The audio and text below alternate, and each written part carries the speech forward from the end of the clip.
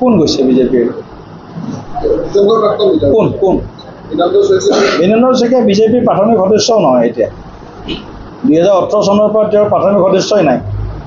আমাৰ বিজেপিৰ সদস্য হ'ব লাগিলে প্ৰতি 6 বছৰৰ মূৰত প্ৰাথমিক সদস্যৰ ৰিনিউৱেল লাগে। সক্ৰিয় সদস্য হ'ব লাগিলে 3 বছৰৰ মূৰত ৰিনিউৱেল লাগে। গতিকে তেওঁ সক্ৰিয় সদস্যটো নহয়েই, প্ৰাথমিক সদস্যও নহয়।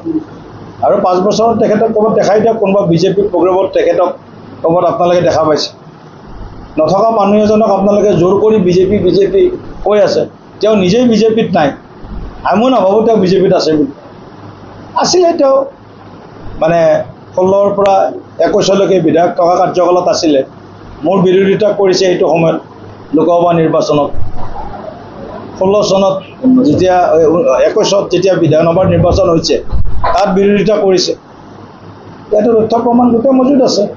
গতিকে আপোনালোকে জোৰ কৰি বীৰেন্দ্ৰ শইকীয়াক বিজেপি কৈ আছে। আমি মৰমত ৰাখিব বিচাৰিছিলোঁ, তেওঁ ৰাখিব নুখুজিলে কি কৰিব আৰু। তেওঁ আমাৰ ভাষা বুজি নাপায়, কংগ্ৰেছৰ ভাষা বুজি পায় বা অন্য ৰাষ্ট্ৰবিৰোধী শক্তিৰ ভাষা বুজি পায়।